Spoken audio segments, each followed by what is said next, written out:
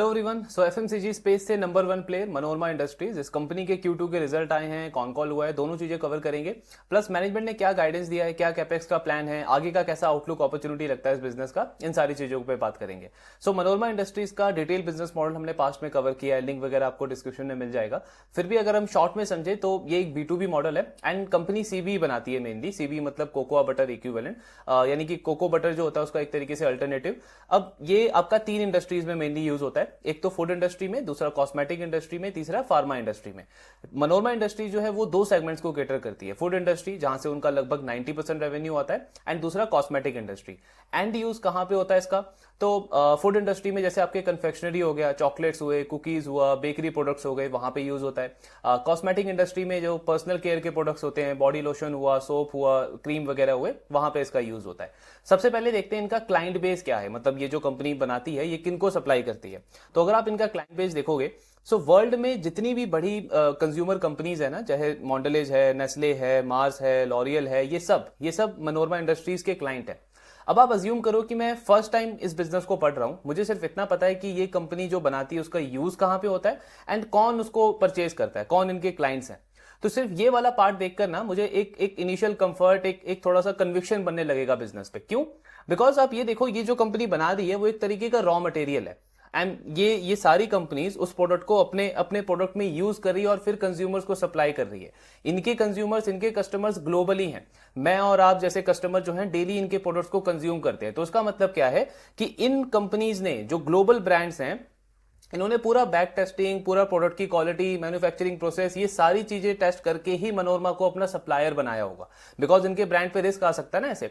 तो इससे क्या होता है, एक आपको बिजनेस मॉडल की स्ट्रेंथ पता चलती है। सेम जैसे ऑटो एंसिलरी में जब मैंने प्रीकॉल को पढ़ा था, तो जब आप देखते हो कि उस कंपनी का 50% से ज्यादा मार्केट शेयर है, वो जो 2 व्हीलर्स का वो जो डैशबोर्ड कंपनी बनाती है, फ्यूल मीटर, स्पीडोमीटर जहां पे आता है, तो आपको एक वहां पे एक कॉन्फिडेंस आता है बिजनेस मॉडल के ऊपर कि इंडस्ट्री में डिमांड जब भी आएगी ये बिजनेस अच्छा ही करेगा।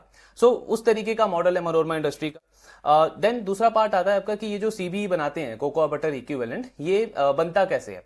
तो काफी सारे एक्सोटिक सीड्स होते हैं जिनको कंपनी प्रोक्योर करती है, सोर्स करती है, और फिर इनका यहीं पे इंडिया में मैन्युफैक्चरिंग प्लांट है, आई थिंक छत्तीसगढ़ के अंदर। वहां पे कंपनी अलग अलग प्रोसेस फॉलो करके इसको बनाती है। तो सीड्स कौन से हैं? तो जैसे आप देखोगे, ये साल सीड है, मैंगो सीड है, कोकम सीड है, ये सारे सीड्स तो इंडिया में अवेलेबल होते हैं। एक सीड होता है आपका शिया सीड, जो वेस्ट अफ्रीका में अवेलेबल होता है। तो मनोरमा इंडस्ट्रीज की एक सब्सिडरी है जो वहां से इनके लिए सोर्सिंग करते हैं और इंडिया में सप्लाई करती है। देन अगला पार्ट आता है आपका कि इसकी प्रोक्योरिंग कैसे करती है कंपनी। तो आप इनको इनके बिजनेस मॉडल का एक स्ट्रेंथ बोल सकते हो। सो मनोरमा इंडस्ट्रीज का ना लास्ट 15-20 ईयर से एक काफी स्ट्रॉन्ग नेटवर्क है, काफी स्ट्रॉन्ग रिलेशनशिप है ट्राइबल्स के साथ में। तो जैसे इंडिया में आपके स्टेट्स हैं MP, छत्तीसगढ़, उड़ीसा, वेस्ट बंगाल, झारखंड वगैरह, वहां पे जो ट्राइबल का नेटवर्क है वो इनके लिए प्रोक्योरिंग वगैरह करता है, वहां से कंपनी इसको सोर्स करती है। सेम वेस्ट अफ्रीका के अंदर जो वहां का ट्राइबल नेटवर्क है, उसके थ्रू कंपनी इंडिया में सोर्स करती है। अब ट्राइबल को ये पे कैसे करते हैं, तो हमारे इंडिया में तो वो जैसे ग्राम पंचायत होता है, उनको कंपनी पे करती है और फिर वो आगे ट्राइबल कम्युनिटी को पे करते हैं। सेम वेस्ट अफ्रीका में जो वहां के चीफ होते हैं, कंपनी उनको पे करती है और आगे उसको वो डिस्ट्रीब्यूट करते हैं। प्राइसिंग कैसे डिसाइड होता है इसका, तो इंडिया में तो क्योंकि हमारी गवर्नमेंट है और जो फॉरेस्ट डिपार्टमेंट है वो मेक श्योर करता है कि ट्राइबल को उनका फेयर शेयर मिलना चाहिए। तो यहाँ पे MSP होता है, मिनिमम सपोर्ट प्राइस। वहां पे आपका ओपन मार्केट होता है, तो जो भी आप जिस दिन भी आपको परचेज करना है, जो भी मार्केट में प्राइस चल रहा है, रेट चल रहा है, उस पर आप परचेज करते हो उसको। तो ये पूरा इनका प्राइसिंग का, सोर्सिंग का प्रोसेस होता है। अब आपका नेक्स्ट स्टेज आता है कि आपने सीड्स वगैरह प्रोक्योर कर लिए, सोर्स कर लिए, परचेज कर लिया, इंडिया में आप उसको ले आए। अब उसको CBE में कैसे कन्वर्ट करोगे। तो जैसे इनका ना ये मैन्युफैक्चरिंग फैसिलिटी है जहां पे कंपनी डिफरेंट स्टेजेस के थ्रू इसको CBE को बनाती है। तो सबसे पहला स्टेज इसमें आता है आपका ऑयल एक्सट्रैक्शन का। यहाँ पे कंपनी सीड को क्रश करती है एंड उसमें से ऑयल एक्सट्रैक्ट करती है। अब उसमें से 70-80% आप ऑयल एक्सट्रैक्ट कर लेते हो, बाकी का जो रिमेनिंग पार्ट है वो आप सेकंड स्टेज जो होता है आपका सॉल्वेंट एक्सट्रैक्शन, उसके थ्रू एक्सट्रैक्ट करते हो ऑयल को। फिर आपका तीसरा पार्ट आता है रिफाइनरी वाला, मतलब जहां पे वो जो क्रूड ऑयल है उसको आप रिफाइन करते हो, प्योर करते हो, क्लियर करते हो। नेक्स्ट स्टेप आपका आता है जहां पे वो जो स्मेल होती है उस ऑयल में, उसको आप क्लियर करते हो, क्लीन करते हो। एंड लास्ट स्टेज आपका आता है फ्रैक्शनेशन का। अब ये फ्रैक्शनेशन वाले स्टेज को आप एक तरीके से सेपरेशन प्रोसेस भी बोल सकते हो, बिकॉज उसको आप एक सर्टेन टेम्परेचर पे हीट करते हो एंड वो आपका जो मतलब एक जो टॉप लेयर होता है वो आपका बन जाता है ऑलिन। अब ये जो ऑलिन है ये आपका कॉस्मेटिक इंडस्ट्री में यूज होता है, लिक्विड पार्ट होता है ये। और जो सॉलिड बेस होता है स्टीरिन, इसको आप फिर ब्लेंड करते हो पाम मिड फ्रैक्शन के साथ में, तो आपका सीबीई बनता है, कोकोआ बटर इक्विवेलेंट। तो ये पूरा इसका प्रोसेस रहता है सीबीई बनाने का। अब ये इनका बिजनेस मॉडल समझ लिया, कंपनी बनाते कैसे है, क्या बनाती है, किसको सप्लाई करती है, ये सब हमने समझ लिया।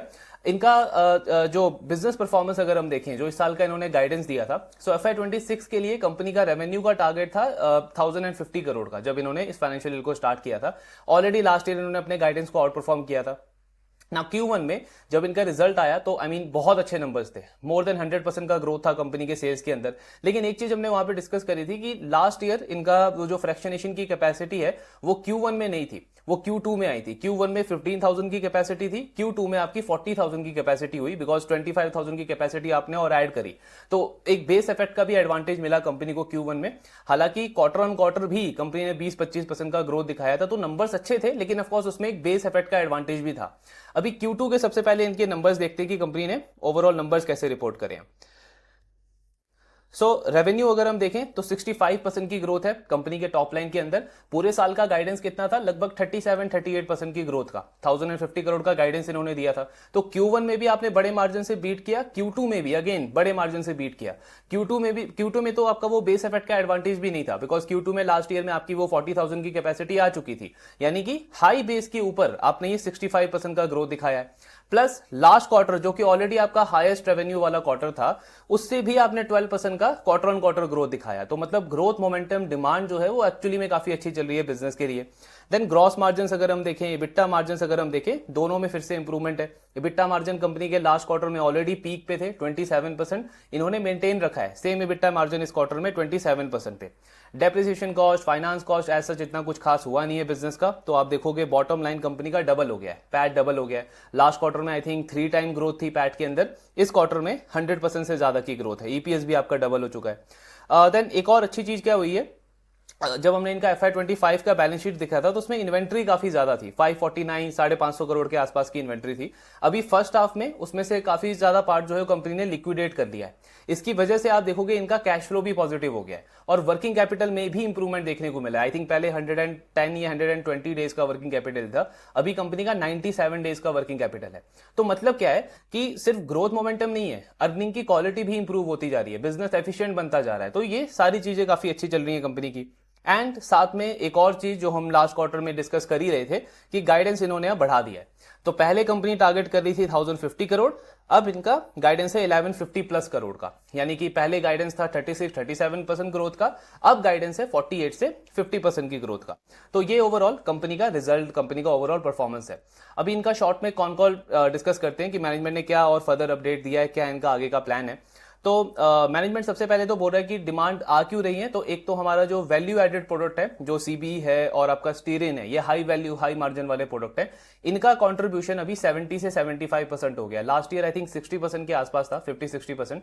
तो मतलब वॉल्यूम ग्रोथ भी है। वॉल्यूम ग्रोथ क्यों है, क्योंकि कैपेसिटी यूटिलाइजेशन बढ़ा है। लास्ट ईयर कैपेसिटी यूटिलाइजेशन था इनका अराउंड 63%, अभी वो 80 से 85% पे चल रहा है फर्स्ट हाफ में।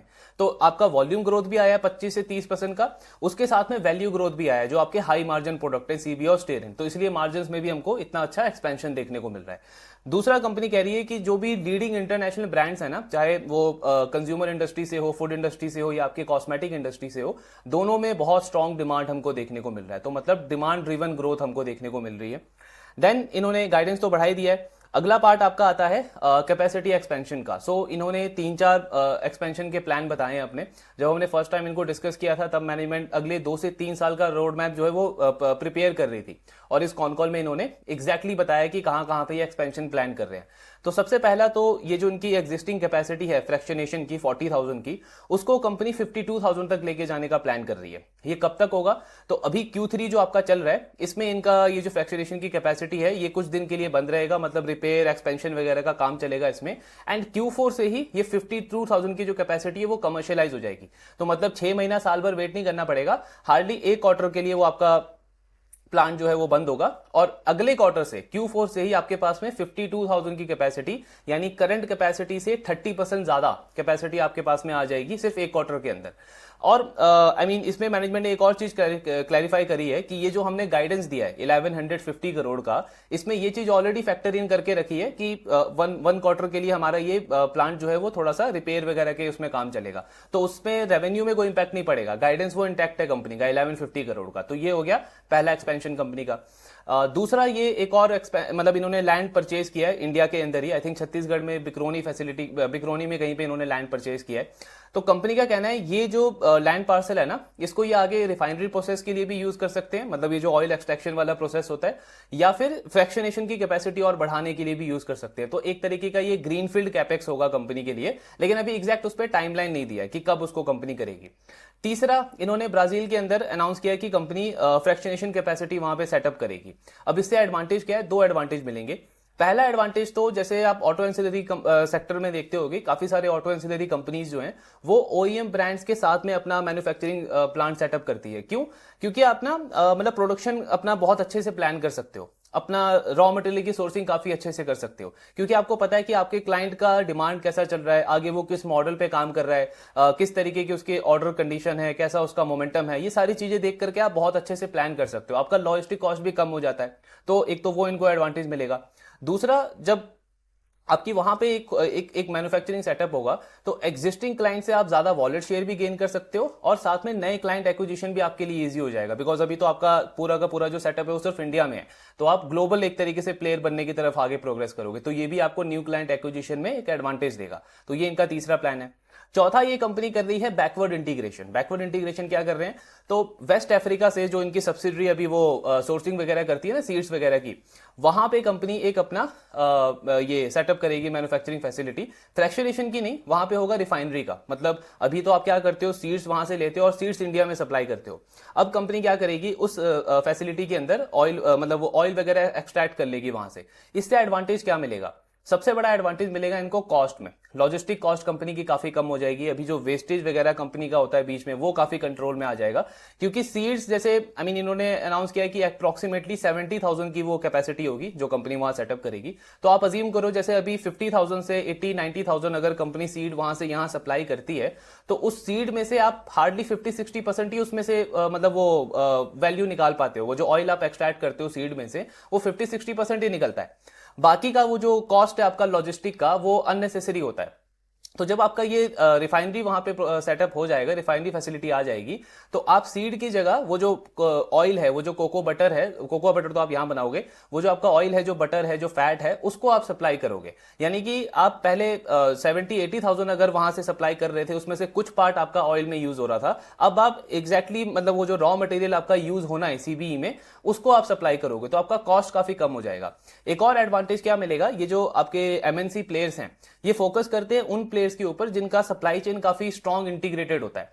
तो अभी तो क्या है कि आपका इतना अच्छा कंट्रोल नहीं है, क्योंकि कल को कुछ भी प्रॉब्लम हुआ सप्लाई चेन में तो आपका कॉस्ट बढ़ सकता है, या फिर ऑर्डर आपका डिले हो सकता है। अब वहां पे जब आपकी फैसिलिटी हो जाएगी, तो आपका उसके ऊपर कंट्रोल काफी अच्छा आ जाएगा। तो ये एक चौथा ये प्लान कर रहे हैं। अब ये जो भी जितना भी इनका कैपेक्स का प्लान है, ये तीनों चारों मिला करके, तो आई मीन इन्होंने एक बॉल पार्क नंबर दिया है कि लगभग 450 करोड़ का कैपेक्स हमको इसमें लगेगा। देन पॉइंट आता है कि इसको आप फंड कैसे करोगे। सो इन्होंने एग्जैक्ट नहीं बताया है, लेकिन मैनेजमेंट ने बोला है कि तीनों ऑप्शंस हमारे लिए ओपन है।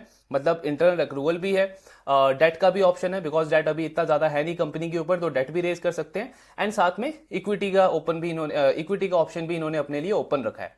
हालांकि अगर आप इंटरनल एक्रूवल देखो तो वो भी स्ट्रांग है कंपनी का, क्योंकि EBITDA इन्होंने लास्ट ईयर 190 करोड़ का जनरेट किया था। अभी फर्स्ट हाफ में ऑलरेडी 170 करोड़ का EBITDA हो चुका है, तो फुल ईयर FY26 में बहुत आराम से 350 करोड़ का EBITDA हो जाएगा आपका। यानी इंटरनल एक्रूवल भी स्ट्रांग रहेगा, और बाकी डेट और इक्विटी का ऑप्शन भी है कंपनी के पास में। एक और इंटरेस्टिंग पॉइंट, ये जो 52,000 की कैपेसिटी है ना कंपनी की, जो Q4 में आएगी, तो इसका मतलब पीक यूटिलाइजेशन पे, यानी जब 100% पे यूटिलाइजेशन होगा इसका, तो मैनेजमेंट ने अगेन ये चीज उन्होंने बोली है कि एग्जैक्ट गाइडेंस नहीं है ये, मतलब एक बॉल पार्क नंबर आप लेके चल सकते हो कि अगर सारी चीजें ठीक रही और 100% यूटिलाइजेशन हमारा हुआ, तो हमारा जो पीक रेवेन्यू है, मतलब पूरा रेवेन्यू पोटेंशियल जो है उस प्लांट का, वो ऑलमोस्ट 1800 से 2000 करोड़ हो जाएगा। अभी इन्होंने गाइडेंस दिया है 1150 करोड़ का, 1200 1200 करोड़ तो आराम से कर ही सकते हैं इस साल में। तो आप ये देखो 1200 करोड़ से भी कंपनी लगभग 60 से 70% और ग्रो कर सकती है सेम फैसिलिटी से। तो ये एक तरीके का काफी काफी बड़ा रेवेन्यू पोटेंशियल दे देगा कंपनी को। यानी FY26 में तो ग्रोथ आएगा, FY27 के लिए भी कंपनी के लिए मतलब ग्रो करने के लिए कंपनी के पास में फैसिलिटी अवेलेबल रहेगी। तो ये काफी अच्छी चीज है। बाकी तो सारी चीजें यही हैं, गाइडेंस वगैरह इन्होंने बढ़ा दिया है। मार्जिन्स के ऊपर एग्जैक्ट ये गाइडेंस देती नहीं है मैनेजमेंट काफी कंजर्वेटिव है। इनको पास्ट में भी आप पिछले साल का भी जो भी कॉन कॉल आप देखोगे ना, मैनेजमेंट एक ही लाइन बोलता है कि हमारा एफर्ट रहेगा कि स्ट्रॉन्ग प्रॉफिटेबिलिटी को मेंटेन रखे। सो एक्चुअली में काफी कंजर्वेटिव गाइडेंस होता है। पहले ये 18 से 20% का बोलते थे, फिर 20% क्रॉस किया EBITDA मार्जिन ने। देन मैनेजमेंट ने बोला कि 22-23% रहेगा, 25% गया EBITDA, और अभी 27% गया है। तो अगेन मैनेजमेंट ने वही बोला है कि प्रॉफिटेबिलिटी हम मेंटेन करने को देखेंगे। हालांकि जो लीवर्स अभी दिख रहे हैं उससे चांसेस ये है कि मार्जिन और बढ़ने चाहिए आपके, क्योंकि हाई वैल्यू प्रोडक्ट का ग्रोथ कंसिस्टेंटली काफी अच्छा चल रहा है। मैनेजमेंट खुद बोल रहा है कि डिमांड काफी अच्छा है, तो उसका मतलब है कि मार्जिन आपका यहां से और इंप्रूव होना चाहिए। इंप्रूव नहीं भी होगा तो भी एटलीस्ट करंट लेवल पे तो सस्टेन करना चाहिए। सो ये आपका मार्जिन के ऊपर गाइडेंस हो गया। लास्टली एक और डाउट काफी सारे लोगों को आता है, हालांकि हमने वो पास्ट के एनालिसिस में डिस्कस किया है मनोरमा के बारे में। इस कॉन कॉल में भी इनको बहुत बार पूछा गया इनकी मैनेजमेंट को कि ये जो CBE है ये कितना लिंक्ड है आपका कोकोआ बटर से। मतलब कोकोआ बटर के प्राइसेस अगर बढ़ते हैं गिरते हैं तो उसका इसके प्राइसेस पे या इसके डिमांड पे कैसा इंपैक्ट पड़ता है। अब हमने जैसे पहले के एनालिसिस में भी देखा है, मैनेजमेंट क्या बोल रहा है कि ये जो CBE है ना ये डायरेक्टली लिंक नहीं है उससे, कोकोआ बटर से। तो ये कोई कमोडिटी प्रोडक्ट नहीं है कि कोकोआ बटर के प्राइसेस बढ़ रहे हैं तो जस्ट एज एन अल्टरनेटिव जो है वो हमारे जो क्लाइंट्स हैं, ब्रांड्स हैं, वो इसको यूज कर रहे हैं CBE को। CBE के अपने काफी सारे एडिशनल बेनिफिट्स हैं, जैसे आपके प्रोडक्ट का चॉकलेट का टेक्सचर ये इंप्रूव करता है, उसका जो टेस्ट है उसको एनहांस करता है, उसकी शेल्फ लाइफ को बढ़ाता है। मतलब आप उसको अगर जैसे ट्रांसपोर्ट कर रहे हो उसको एक जगह से दूसरी जगह पे, और थोड़े से क्लाइमेटिक चैलेंजेस है वहां पे, तो आपके प्रोडक्ट को ये खराब नहीं होने देता। तो ये एडिशनल बहुत सारे बेनिफिट्स प्रोवाइड करता है क्लाइंट्स के प्रोडक्ट्स को। इसीलिए आप देखोगे ईयर आफ्टर ईयर ये जो सारी कंपनीज हैं, ब्रांड्स हैं, वो CBE का यूजेस बढ़ा रहे हैं अपने प्रोडक्ट्स में। इंडिया में जैसे FSSAI ने पहले 1 से 2% अलाउ किया था, अभी 5% हो गया है। ग्लोबली आई थिंक पहले 5% था, अभी 10% कर दिया है। तो यही मैनेजमेंट बोल रही है कि मतलब इसका डायरेक्ट कोकोआ बटर से लेना देना नहीं है। इनफैक्ट इन्होंने एक नंबर भी कोट किया कि कोकोआ बटर के प्राइसेस जब 25-30,000 डॉलर या यूरो चले गए थे, कोकोआ ये जो CBE है इसके प्राइसेस तब भी सेम थे, 55 से 6500 डॉलर के बीच में। और अभी कोकोआ बटर के प्राइसेस काफी गिर गए हैं, फिर भी इसके प्राइसेस सेम है। तो कंपनी कह रही है उसके प्राइसेस बढ़ने या कम होने से इसके डिमांड पे कोई इंपैक्ट नहीं पड़ता। ना ही हम ऑर्डर कैंसिलेशन देख रहे हैं हमारे कंज्यूमर कंपनीज की तरफ से, ब्रांड्स की तरफ से, और ना ही प्राइसेस में कोई ऐसा रिडक्शन देखने को मिलता है। और एक और अगर आप लॉजिक लगाओ, अगर मतलब इतना लिंक होता उसका कोकोआ बटर से और अगर अभी उसके प्राइसेस गिर रहे हैं तो मैनेजमेंट इतना बड़ा कैपेक्स क्यों प्लान करता, जो 450 करोड़ का कैपेक्स प्लान कर रहे हैं। लास्ट ईयर इनका पैट था 112 करोड़, तो इसका मतलब आप पिछले साल के प्रॉफिट का 4x कैपेसिटी एक्सपेंशन करने को देख रहे हो अगले 2-3 साल के अंदर, जो भी इनका टाइमलाइन होगा। और ऑलरेडी ये बिजनेस पिछले 2-3 साल में 25-30% के कैगर से अपनी कैपेसिटी बढ़ाते आया है। तो इतना एग्रेसिव एक्सपेंशन मैनेजमेंट तभी करेगा जब क्लाइंट्स की तरफ से उनको इंक्वायरीज आ रही होगी, डिमांड काफी स्ट्रांग होगा। सो वो सारी चीजें दिखाता है। बाकी ऑफ कोर्स हमको ट्रैक तो करना ही है, लेकिन इस पे इन्होंने फिर से क्लैरिफिकेशन दिया है। और ये सिर्फ एक कॉन कॉल नहीं है। स्टार्टिंग से आप देखोगे ना, जब भी इन्होंने इंटरेक्शन स्टार्ट किया है इस टॉपिक पे, इनका ये जो टेक है हमेशा से सेम रहा है। तो मतलब ये चीज होगी कि डायरेक्टली लिंक नहीं होगा वो कोकोआ बटर के प्राइसेस से। तो ये सारा है। बाकी तो सारी चीजें ऑलमोस्ट हमने कवर कर ही ली है। एक और इन्होंने अच्छा गाइडेंस दिया है वर्किंग कैपिटल के ऊपर। तो वर्किंग कैपिटल आप देखो अभी 97 डेज है। मैनेजमेंट बोल रहा है कि जब ये सारी चीजें करेंगे, वहां बैकवर्ड इंटीग्रेशन कर रहे हैं हम, वेस्ट अफ्रीका में हमारा फैसिलिटी आ जाएगा, तो इतना इन्वेंट्री हमको होल्ड करने की जरूरत नहीं पड़ेगी। तो एक और चीज क्या होगा, वर्किंग कैपिटल और इंप्रूव होगा। 97 से कंपनी कह रही है 70-75 डेज के आसपास आ जाएगा अगले 2-2.5 साल के अंदर। तो ये भी पॉजिटिव गाइडेंस है मैनेजमेंट की तरफ से। सो ये ओवरऑल डिस्कशन था मनोरमा इंडस्ट्रीज के ऊपर। अब इसका फाइनेंशियल प्रोजेक्शन तो क्या ही करे, गाइडेंस तो इन्होंने 1150 करोड़ का दिया है, लेकिन बहुत हाई चांस है कि इसको आराम से बीट करना चाहिए इनको, क्योंकि 612 करोड़ तो इन्होंने फर्स्ट हाफ में कर लिया है। और हिस्टोरिकली आप देखोगे तो H2 इनका बेटर होता है H1 से, यानी कि 1200 करोड़ तो कम से कम आपका आना चाहिए फुल ईयर FY26 में। बट चलो माइट बी Q3 में, क्योंकि आपका वो थोड़ा मेंटेनेंस का काम चलेगा तो शायद वहां पे थोड़ा इंपैक्ट हो। फिर भी अगर आप 1150 करोड़ भी करते हो और पैट मार्जिन आप देखो अभी 17% है, तो कंपनी आराम से 15-16% का पैट मार्जिन तो मेंटेन कर ही सकती है। यानी कि ये जो करंट रन रेट चल रहा है ना पैट का 50 करोड़ 55 करोड़, अगर ये भी मेंटेन होता है, अगर आप पास्ट के ईयर्स में देखोगे तो उनका Q3 Q4 का जो पैट है वो Q1 Q2 से ज्यादा होता है, ग्रो करता है क्वार्टर ऑन क्वार्टर। लेकिन अगर हम ये सेम रन रेट भी मेंटेन करें फिर भी फुल ईयर का पैट कंपनी का 200 करोड़ का होता है, 200 करोड़ का पैट। लास्ट ईयर था 112 करोड़। तो वाई वाई आपकी अर्निंग में ग्रोथ कितनी है? 80%। अभी करंटली इनका जो पी है वो 52 53 है, रिजल्ट आने से पहले 65 66 था। तो एक्चुअली में ना ऐसे बिजनेसेस, ऐसे स्टॉक बहुत अच्छे लगते हैं कि उनका नया रिजल्ट आया और उनका जो पास्ट का वैल्यूएशन था वो चेंज हो गया और सस्ता हो गया और ल्यूक्रेटिव हो गया। 66 का पी सीधे 53 हो गया।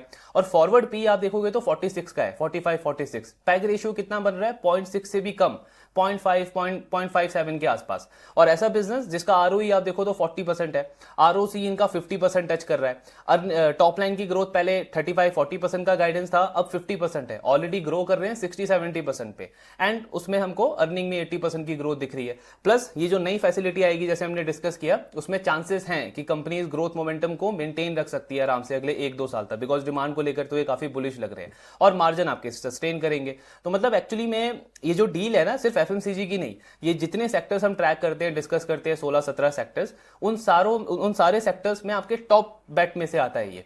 बिकॉज पैग रेशियो आपका काफी लुक्रेटिव बन रहा है इसके अंदर और इतना हाई ग्रोथ वाला बिजनेस है। तो ये सारा डील है मनोरमा का। बाकी ऑफ कोर्स हमको अपना रिस्क रिवॉर्ड, अपने अंडरस्टैंडिंग के अकॉर्डिंग डिसीजन लेना है। ट्रैकिंग इसका कंटिन्यू रखेंगे, आपके जो डाउट्स है शेयर करते रहिए। Thank you very much.